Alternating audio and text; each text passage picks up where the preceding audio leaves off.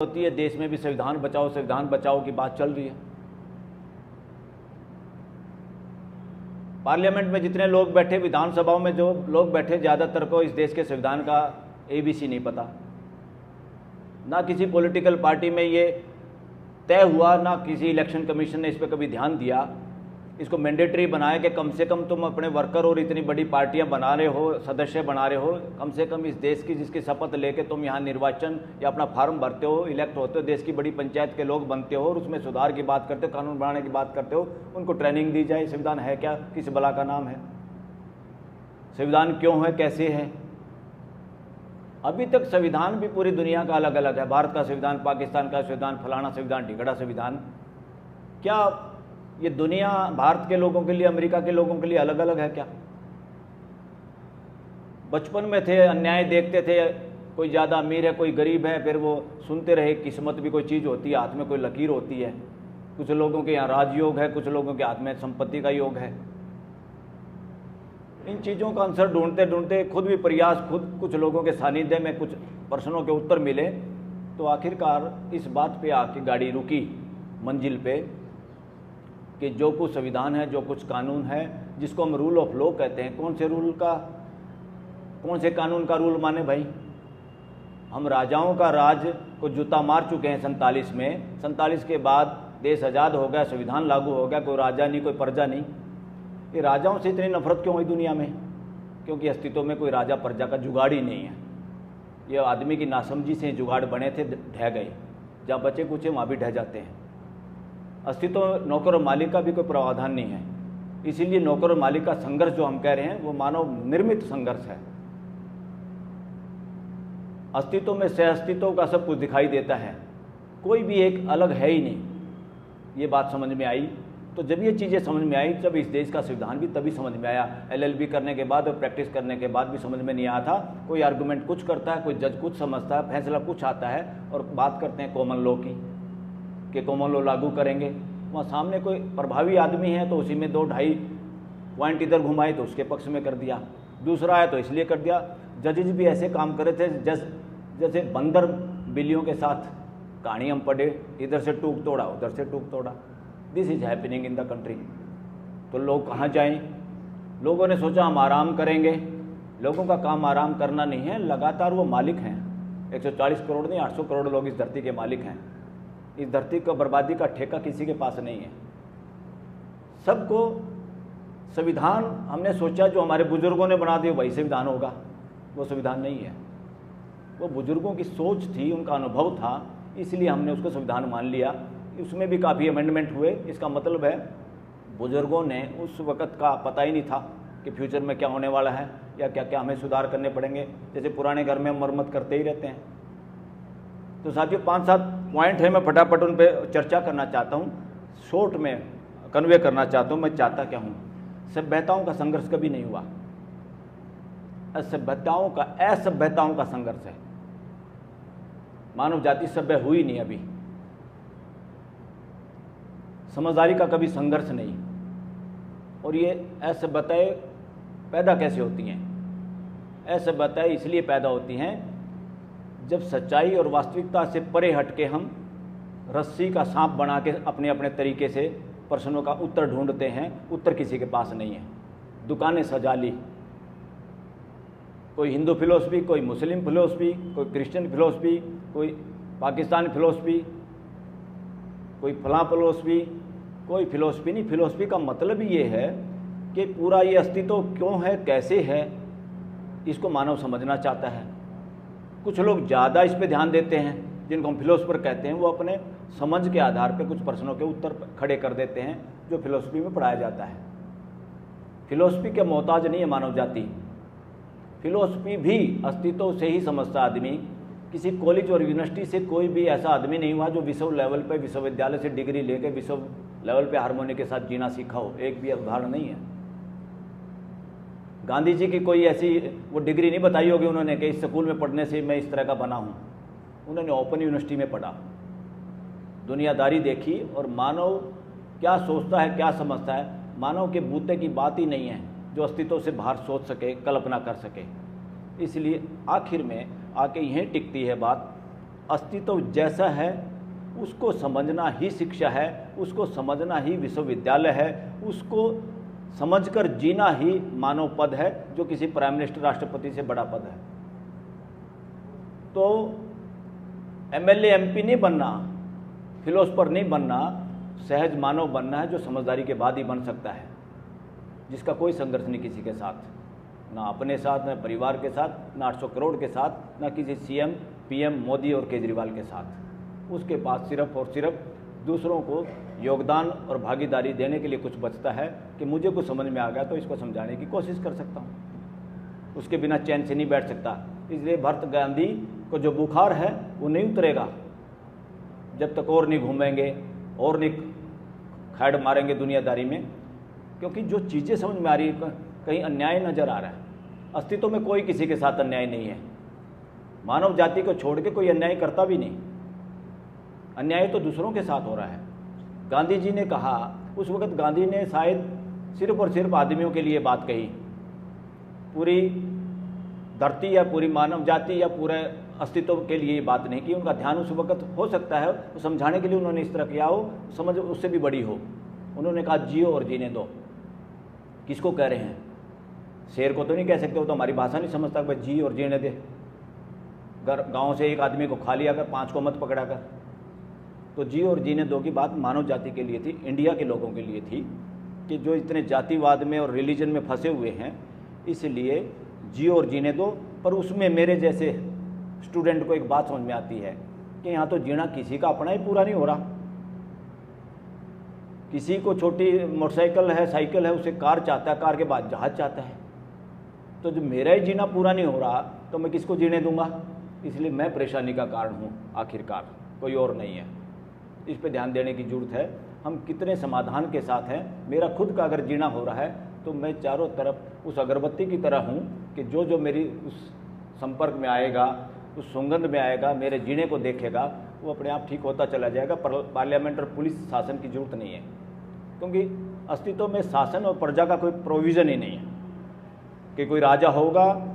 वो बुखार अभी तक नहीं उतरा इस देश में। 47 के बाद जो हमने संविधान बनाया था, वो संविधान मानवीय व्यवस्था के लिए है, जहाँ सबकी भागीदारी सुनिश्चित हो, इसके लिए है। लोगों ने इसको भी अलग अलग कहानियों से घड़ लिया। रिजर्वेशन का एक बड़ा मुद्दा इस देश में हो गया। रिजर्वेशन की मजबूरी ये थी, जब देश में लोगों की भागीदारी सुनिश्चित नहीं हो रही और बहुत बड़े तबकों को भागीदारी से ही वंचित किया जा रहा है। रिजर्वेशन नौकरी का नाम नहीं है, भागीदारी का नाम है। वो भागीदारी इस देश में वैसे हो जाए तो रिजर्वेशन अपने आप खत्म हो जाएगी, वरना खत्म नहीं होगी, समाज ऐसे बटा रहेगा। तो सभ्यताओं असभ्यताओं का टकराव क्यों? पूरी मानव जाति में जिनको भी देख लो, जहाँ जहाँ ठिकाने हैं, धर्म नहीं कहूँगा उसको, संप्रदाय के ठिकाने हैं, वो किताबें हैं, वो बिल्डिंगें हैं, वो उसके ठेकेदार जो लोग हैं, वहाँ उन चीज़ों की भरमार है जो अस्तित्व में एग्जिस्ट नहीं करती। सबसे बड़ा झगड़ा तो यही है और मरते दम तक हमारे साथ भी रहता है। मैं उसके कुछ कंक्लूजन में पहुँचा हूँ, आप पहुँचेंगे कि नहीं मुझे नहीं पता, मेरा कंक्लूजन गलत भी हो सकता है, पर मैं उस पर अब पूरी तरह से शांत तरीके से और मैं सहज हूँ।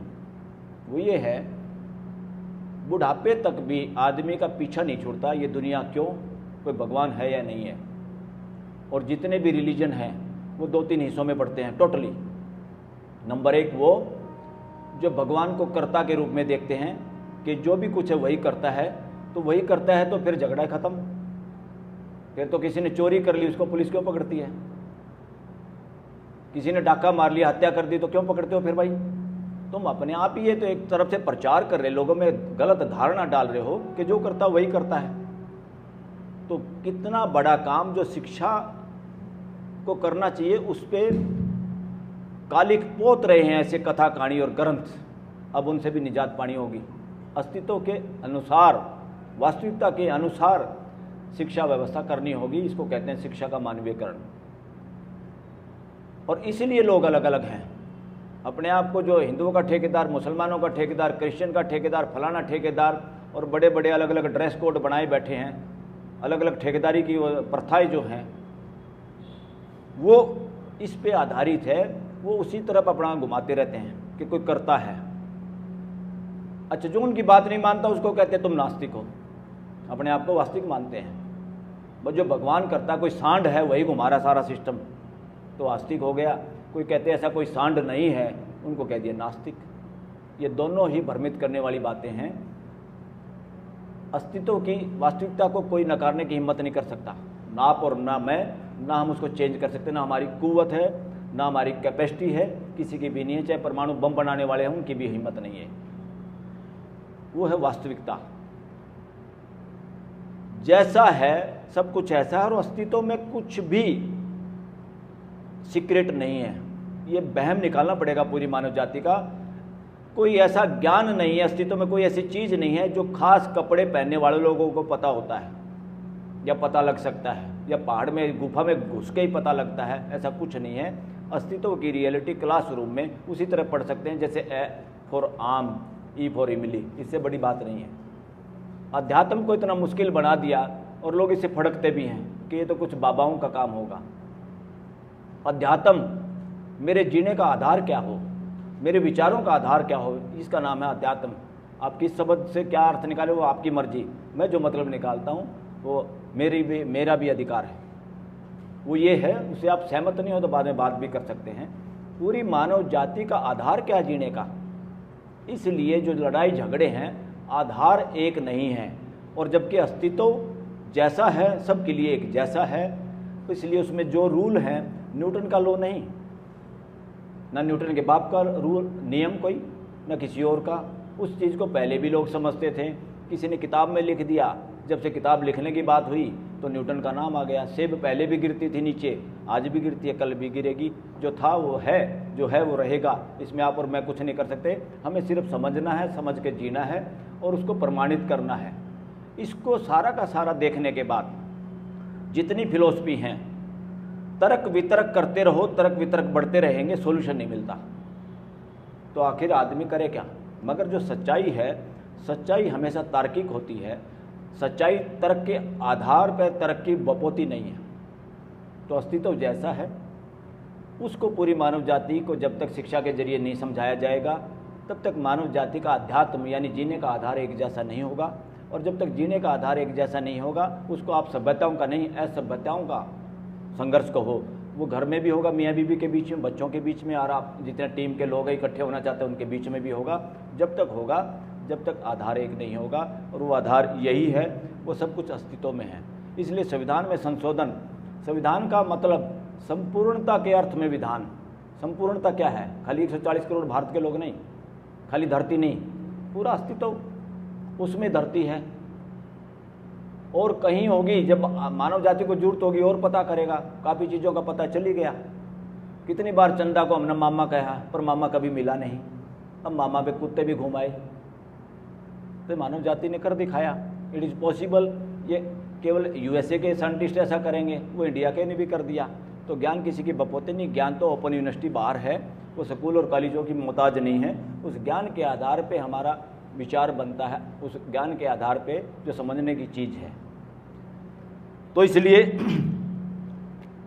वही हमारे बुजुर्गों का निचोड़ कि हमें कैसे जीना है, वो प्रियम्बल में है। इंडियन कॉन्स्टिट्यूशन के प्रियम्बल में वो लिखा हुआ है। उसमें लिखा है कि हम भारत के लोग, वहाँ हम भारत के मुसलमान, ईसाई, सिख नहीं लिखा हुआ। वहाँ ये नहीं लिखा होगा हम भारत के शेड्यूल कास्ट, बैकवर्ड क्लास, अगड़े पिछड़े, ब्राह्मण, वैश्य, बनिए, ऐसा कुछ नहीं लिखा हुआ। वो वी है। वी क्यों लिखा? फिर वी का मतलब है वो उनको पता है। ये बाकी चीज़ें नकारा हैं, इसका कोई महत्व नहीं है। मानव जाति एक है, कद काठी हार्डवेयर अलग है, सॉफ्टवेयर एक जैसा है। इसलिए और प्रियम्बल में 3 न्याय की बात करते हैं, उसमें सब कुछ आ जाता है। आर्थिक, सामाजिक, पॉलिटिकल। वो न्याय क्या है? वो न्याय का मतलब ये है अगर ये 3 न्याय होंगे या इनमें से एक भी होगा, वो उसका रिजल्ट, उसके फल में भाईचारा झलकना चाहिए। जिस कानून बनाने से, जो पॉलिसी बनाने से, जिस काम से, आचरण से, अफसरों के, जजों के जिस फैसले से देश में भाईचारा नहीं बढ़ता, वो फैसला गलत, वो कानून गलत, वो पॉलिसी गलत। ये टेस्ट है। इसमें कोई रॉकेट साइंस नहीं कि सुप्रीम कोर्ट का कोई वकील बलराज मलिक इसको समझेगा, किसी की बपोती नहीं है। Simple, very simple. तो साथियों, गांधी जी ने लोगों के लिए कहा जी और जीने दो। कुछ बातें समझ में आने के बाद मैं कहता हूँ उस बात को, उस बुजुर्ग की बात को आगे बढ़ाते हैं। हो सकता है उनके दिमाग में भी ये बात हो, पर आप उसको खुले से कहते हैं, उसका जीने दो और जियो। क्योंकि पत्थर, पहाड़, पेड़ पौधे, जीव जंतु अगर नष्ट हो जाएं तो आप उसी तरह से मर जाएंगे, ख़त्म हो जाएंगे। जैसे आपकी नींव खिसकने से आप लेंटर पे लेट रहे हो ऊपर छत पे, आप नीचे धड़ाम से गिरेंगे। मानव जाति की औकात ही नहीं उनके बिना सर्वाइव कर सके, इस धरती पे जी सके। वही है उसके यहाँ तक विकास हो के मानव बनने में। इसलिए जीने दो और जियो। हमारे जीने में जितने लोग सहायक हैं, जो चीज़ें हैं, उन सबको यथावत बने रहना ही जीने देना है, और सबको जीने देंगे तब हमारा जीने का मामला फिट होता है। बस हो गया, हो गया, हो गया। हाँ, एक दो बात और कह के बात खत्म करते हैं। साथियों, पूंजीवाद, पूंजीवाद, असमानता, ये वो फलाना, इसमें कोर्ट के भी घुटने टिक गए, देश के नेताओं ने भी चर्चा कर ली, फिर भी ये सब कुछ हो रहा है। और यहाँ तक नारे आगे समाज में, दो गुजराती बेचने वाले, दो गुजराती खरीदने वाले। ये जब तक होता ही रहेगा, जब तक पूंजी के आधार पे को आधार बनाया जाएगा आर्थिक विकास का। आर्थिक विकास का आधार ही मानव जाति के लिए है एक श्रम, उसकी मेहनत। अर्थव्यवस्था का आधार लोगों की मेहनत हो, न कि मनी, कि किसके पास कितना पैसा है। यहीं से सारी गड़बड़ है। तो साथियों, इस तरह की बात समझ के हम बहुत टेंशन में रहते थे कि भाई कहाँ न्याय मिलेगा। घूमते घुमाते हमने सोचा फिर सुप्रीम कोर्ट में देखते कैसे न्याय हो रहा होगा। सुप्रीम कोर्ट का तमाशा देखा तो हमने सोचा international court of justice Hague में न्याय होता होगा। वहाँ भी पढ़ाई करने चले गए, देखा कि सब जगह पे ड्रामा ही है। सब मदारी की तरफ तमाशा करके अपना पेट पालने का जुगाड़ कर रहे हैं। न्याय व्याय ना इनको समझ में आया है, ना न्याय व्याय डिलीवर कर पा रहे हैं। न्याय का मतलब सहअस्तित्व, और सहअस्तित्व के हिसाब से जीना। जब सहअस्तित्व को स्वीकार कर लेते हैं, हम सबको स्वीकार कर लेते हैं, 140 करोड़ मेरा परिवार है, तो फिर संघर्ष करने का मादा बचता है क्या?